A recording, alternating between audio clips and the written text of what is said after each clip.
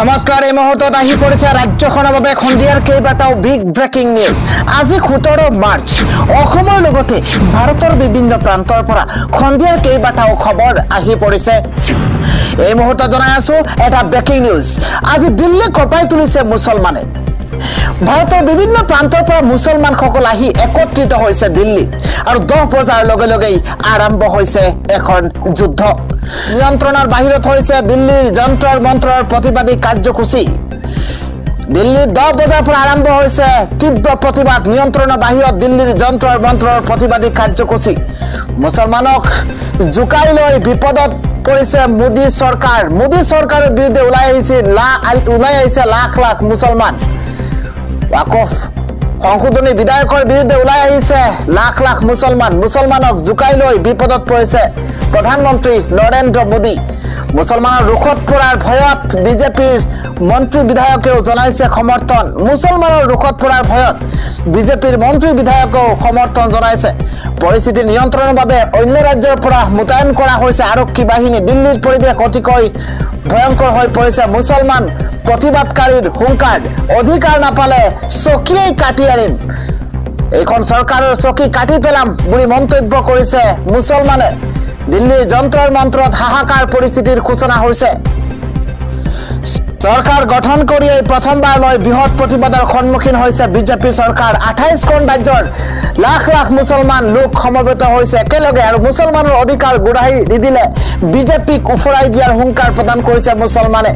আৰু বৃহৎ প্ৰতিবাদী কাৰ্যসূচী ৰমজানৰ সময়তে উজাগৰে থাকি পুৱাই আজি 10 বজাৰ লগে লগে প্ৰতিবাদলৈ নামি পৰিছে মুছলমান লোক।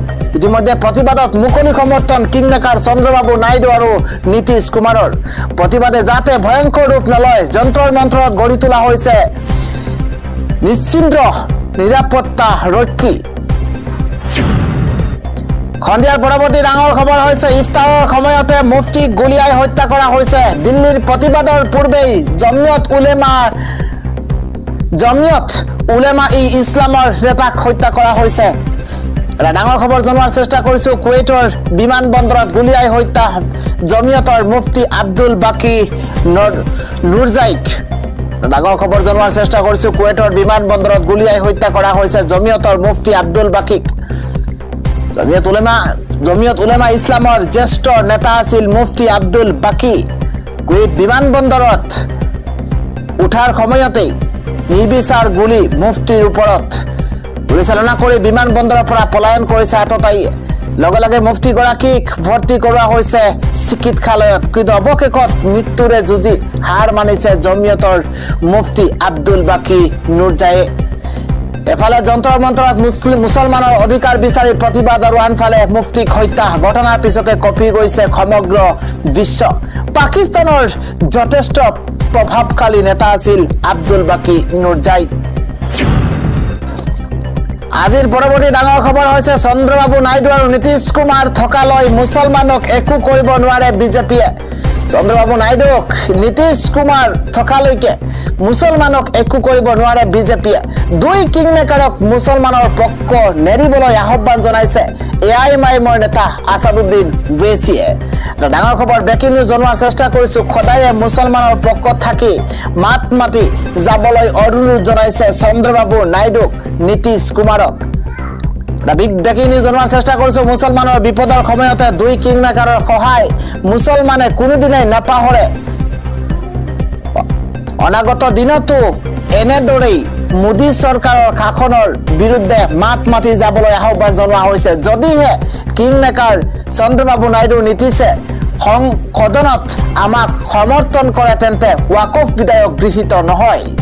এনে কোনো ব্যক্তি নাই যিয়ে নেকি ওয়াকফ সংশোধনী বিধায়ক গৃহীত কৰিব পাৰিব। ওয়াকফ সংশোধনী বিধায়ক এখন অসাংবিধানিক। ওয়াকফৰ জৰিয়তে মুছলমানক শেষ কৰাৰ ষড়যন্ত্ৰ ৰচিছে বিজেপিয়ে। মোদী চৰকাৰৰ পৰা মুছলমানৰ সকলো সম্পত্তি কাঢ়ি ল'ব বিচাৰিছে। মুছলমানক শেষ কৰিবলৈকে মোদী চৰকাৰে সংশোধনী বিধায়ক আনিব বিচাৰিছে। ওয়াকফৰ সম্পত্তি আল্লাহৰ সম্পত্তি, মোদী চৰকাৰৰ সম্পত্তি নহয়। সময় থাকোঁতেই সিদ্ধান্ত সলনি কৰক প্ৰধানমন্ত্ৰী নৰেন্দ্ৰ মোদীয়ে। মুছলমানৰ সম্পত্তি কাঢ়ি লোৱাৰ অধিকাৰ নাই মোদী চৰকাৰৰ যন্ত্ৰৰ মন্ত্ৰত মুছলমানৰ প্ৰতিবাদত অংশ লৈ এইদৰে উদাত্ত ভাষণ দিছে সাংসদ আছাদুদ্দিন ওৱেইছিয়ে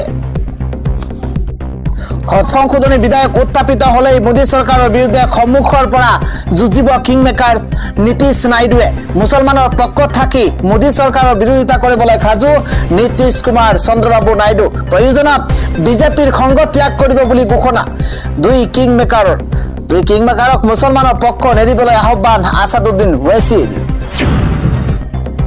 সন্ধিয়াৰ পৰৱৰ্তী খবৰ এবাৰ ৰমজান মাহতেই নামাজ পঢ়াৰ বাবে ছাত্ৰক গ্ৰেপ্তাৰ কৰা হৈছে এখন বিশ্ববিদ্যালয়ত এই ঘটনা সংঘটিত হৈছে আমি জনাই আছো এটা ডাঙৰ খবৰ ৰমজান মাহতে ভয়ংকৰ ঘটনা ৰমজানৰ নামাজ পঢ়ি বিপদত পৰিছে শিক্ষাৰ্থী বিশ্ববিদ্যালয়ৰ চৌহদৰ ভিতৰতে নামাজ পঢ়াৰ বাবে গ্ৰেপ্তাৰ কৰা হৈছে ছাত্ৰক ৰোজা ৰাখি সমূহীয়াভাৱে আদায় কৰিছিল জুমাৰ নামাজ আৰু ৰোজা ৰাখি সমূহীয়াভাৱে নামাজ আদায় কৰাৰ পাছতে গ্ৰেপ্তাৰ কৰা হৈছে 50ৰ পৰা 60 গৰাকী ছাত্ৰক প্ৰায় 50-60 গৰাকী ছাত্ৰই বিশ্ববিদ্যালয় চৌহদত একেলগে আদায় কৰিছিল জুমাৰ নামাজ আৰু তাৰ পিছতেই নামাজ আদায় কৰাৰ ভিডিঅ' ভাইৰেল হোৱাৰ পিছতেই গ্ৰেপ্তাৰ কৰা হৈছে খালিদ মেতাবি নামৰ ছাত্ৰজনে ইনষ্টাগ্ৰামত পোষ্ট কৰিছিল নামাজ আদায় কৰাৰ ভিডিঅ' আৰু তাৰ পিছতে গৰজু দিছে দল সংগঠন প্ৰতিবাদ কৰিছিল হিন্দু সংগঠনে হিন্দু জাগৰণ মঞ্চৰ নেতাৰ অভিযোগৰ ভিত্তিত গ্ৰেপ্তাৰ কৰা হৈছে খালিদ নামৰ যুৱকজন বিশ্ববিদ্যালয়ৰ কোনো অনুমতি নোলোৱাকৈ নামাজ আদায় কৰাৰ বাবে গ্ৰেপ্তাৰ কৰা হৈছে বিশ্ববিদ্যালয়ৰ পৰা নিলম্বিত খালিদ মেতাবি নামৰ ছাত্ৰজনৰ লগতে বিশ্ববিদ্যালয়ৰ 3 সুৰক্ষা কৰ্মী ভাৰতীয় ন্যায় সংহিতাৰ অধীনত গোচৰ ৰুজু কৰিছে উত্তৰ প্ৰদেশ মিৰাট আৰক্ষীয়ে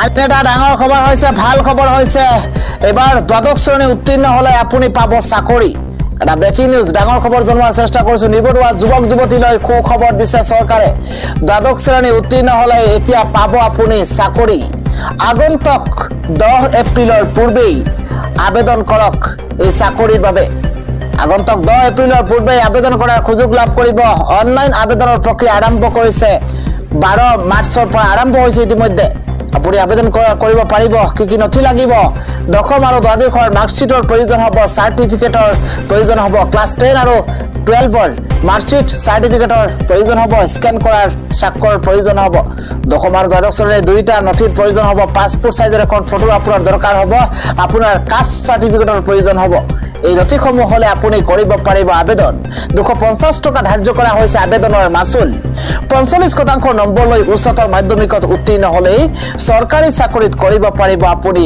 আবেদন ভাৰতীয় সেনাবাহিনীত অগ্নিবীৰ নিয়োগ আৰম্ভ হৈছে 2025ৰ বাবে Agniveer general duty Agniveer clerk বা ষ্ট'ৰ কিপাৰ আদিৰ বাবে আপুনি আবেদন কৰিব পাৰিব অগ্নিবীৰ ট্ৰেডসম্যান খৈনিক টেকনিক্যাল নাৰ্সিংৰ লগতে বহু পদৰ বাবে কৰিব পাৰিব আপুনি আবেদনৰ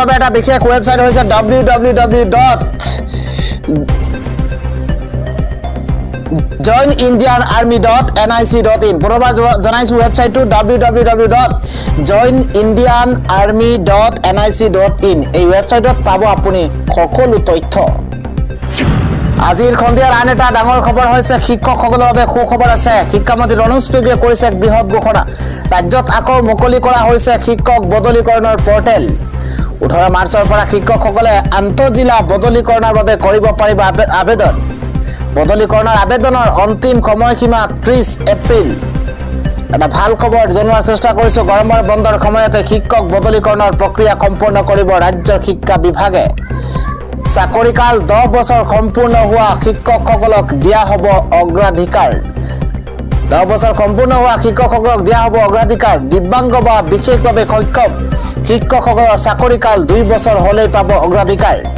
সংবাদমেলৰ জৰিয়তে ডাঙৰ ঘোষণা কৰিছে ৰাজ্যৰ শিক্ষামন্ত্ৰী ৰণোজ পেগুৱে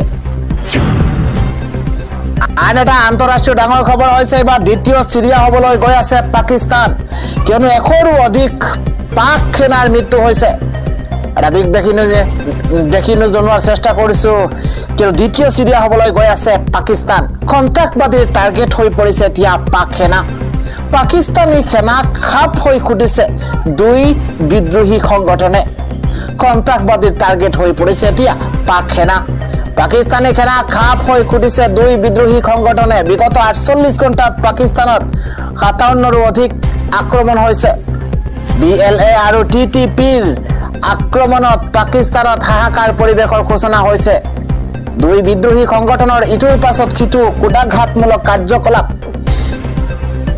আৰু আক্ৰমণত 100 গৰাকীৰো অধিক পাক সেনাৰ মৃত্যুৰ দাবী সন্ধিয়াৰ পৰৱৰ্তী খবৰ হৈছে অসমৰ দৰিদ্ৰ লোকসকলে পাব 1,30,000 কোটি টকা কিন্তু 5টাকৈ গুৰুত্বপূৰ্ণ কাম কৰিব লাগিব ৰাজ্যৰ প্ৰতিজন দৰিদ্ৰ লোকে পাব 1,30,000 কোটি টকা ঘোষণা ৰাজ্যৰ মুখ্যমন্ত্ৰী হিমন্ত বিশ্ব শৰ্মাৰ দৰিদ্ৰ আৰু মধ্যবিত্তক চৰকাৰে দিব ধন ৰাজ্যৰ লাখ লাখ পৰিয়ালে 23 মাৰ্চত পাব চৰকাৰৰ ধন ঘৰ নিৰ্মাণৰ বাবে প্ৰথমটো কিস্তি দিব চৰকাৰে 1,30,000 টকা পকী ঘৰ বনাবলৈ চৰকাৰে দিব 1,30,000 টকা যদিহে আপোনাৰ পকী ঘৰৰ প্ৰয়োজন অসমৰ প্ৰতিজন লোকৰে থাকিব পকী ঘৰ এতিয়াৰ পৰা অতি সহজতেই লাভ কৰিব চৰকাৰী ঘৰক লৈ নতুন নিয়ম জাৰি কৰিছে চৰকাৰে উল্লেখ কৰা হৈছে এতিয়াৰ পৰা দুচকীয়া বাহন থাকিলেও পাব চৰকাৰী ঘৰ মাহিলী 15,000 টকা হলেও আপুনি উপাৰ্জন হলে চৰকাৰী ঘৰ লাভ কৰিব 5 একৰ মাটি থাকিলেও পাব আপুনি বিনামূলীয়া চৰকাৰী ঘৰ এটা খবৰ হৈছে এই দুই পাখণ্ডলৈ প্ৰথমে আপুনি মন কৰক শংকৰদেৱ শিশু বিদ্যা নিকেতনৰ শিক্ষক ৰূপী এই পাখণ্ড দুইজনক ভালদৰে মন কৰক ভিগুজিত আৰু মনজিত কামনাৰ এই দুই শিক্ষকৰ কামনাৰ বলি হৈছে নৱম শ্ৰেণীৰ ছাত্ৰী বিলাসীপাৰাত সংঘটিত হৈছে ৰাজ্য কপাই যোৱা ঘৃণনীয় ঘটনা শংকৰদেৱ শিশু বিদ্যা নিকেতনৰ শিক্ষকৰ কামনাৰ বলি ছাত্ৰী ভিগুজিত শৰ্মা আৰু মনজিত দাসক গ্ৰেপ্তাৰ ইতিমধ্যে আৰক্ষীৰ নাবালিকাক ধমক দি যৌন উৎপীড়ন চলোৱাৰ অভিযোগ উত্থাপন হৈছে এবাৰ পক্সো আইনৰ অধীনত দুয়োকে গ্ৰেপ্তাৰ কৰি জেল হাজতলৈ প্ৰেৰণ কৰা হৈছে ভয়ংকৰ কাণ্ডই জোকাৰি গৈছে শংকৰদেৱ শিশু বিদ্যা নিকেতনৰ ভিতৰ চৰা নৱম শ্ৰেণীৰ ছাত্ৰী গৰাকীক পূৰ্বৰ পৰাই ধমক দিয়াৰ অভিযোগ উত্থাপন হৈছে পৰিয়ালৰ এজাহাৰৰ ভিত্তিতে আৰক্ষীয়ে গ্ৰেপ্তাৰ কৰিছে দুয়োকে ইতিমধ্যে বিদ্যালয়ৰ পৰা নিলম্বন কৰা হৈছে দুই শিক্ষক ৰূপী পাখণ্ডক বিলাসীপাৰাত সংঘটিত হৈছে ৰাজ্য কপাই যোৱা ভয়ংকৰ ঘটনা আন এটা ডাঙৰ খবৰ হৈছে ধ্বংস কৰা হ'ব ঔৰংগজেবৰ সমাধি দিল্লীৰ মুছলমানৰ প্ৰতিবাদৰ মাজতে এটা বেয়া খবৰ আহিছে মহাৰাষ্ট্ৰৰ পৰা ধ্বংস কৰি পেলোৱা হ'ব ঔৰংগজেবৰ সমাধি এটা ব্ৰেকিং নিউজ জনোৱাৰ চেষ্টা কৰিছো হিন্দু সংগঠনৰ দাবীত এবাৰ চিলমোহৰ মহাৰাষ্ট্ৰৰ মুখ্যমন্ত্ৰী দেবেন্দ্ৰ ফাডনাভিছৰ ঔৰংগজেবৰ সমাধি আঁতৰ কৰক অন্যথা ধ্বংস কৰা হ'ব ঔৰংগজেবৰ সমাধিয়ে দাসত্ব পৰাধীনতা আৰু নিকংশতাৰ স্মাৰক হিচাপে কাম কৰিছে যি শাসকে জনগণৰ ওপৰত অত্যাচাৰ চলাইছিল তেনে স্মৃতি সংৰক্ষণ কৰা অনুচিত মহাৰাষ্ট্ৰৰ ছত্ৰপতি সম্ভাজীনগৰ এলেকাত থাকিবলৈ দিয়া নহব ঔৰংগজেবৰ সমাধিস্থল অচিৰেই আঁতৰোৱাৰ দাবী বিশ্ব হিন্দু পৰিষদ আৰু বজৰং দলৰ সমাজবাদী পাৰ্টিৰ বিধায়ক আবু আসিম আজমিৰ মন্তব্যৰ বাবে এই দাবী হিন্দু সংগঠন কেইটাৰ সমাধিস্থল অপসাৰণৰ দাবী তুলিছে শিৱাজীৰ বংশধৰ উদয় নৰাজ ভোসলেও ঔৰংগজেবৰ সমাধিস্থল থকা স্থান এছআইৰ দ্বাৰা তদাৰক হৈ থকা বুলি প্ৰকাশ মুখ্যমন্ত্ৰী ফাডনাভিছৰ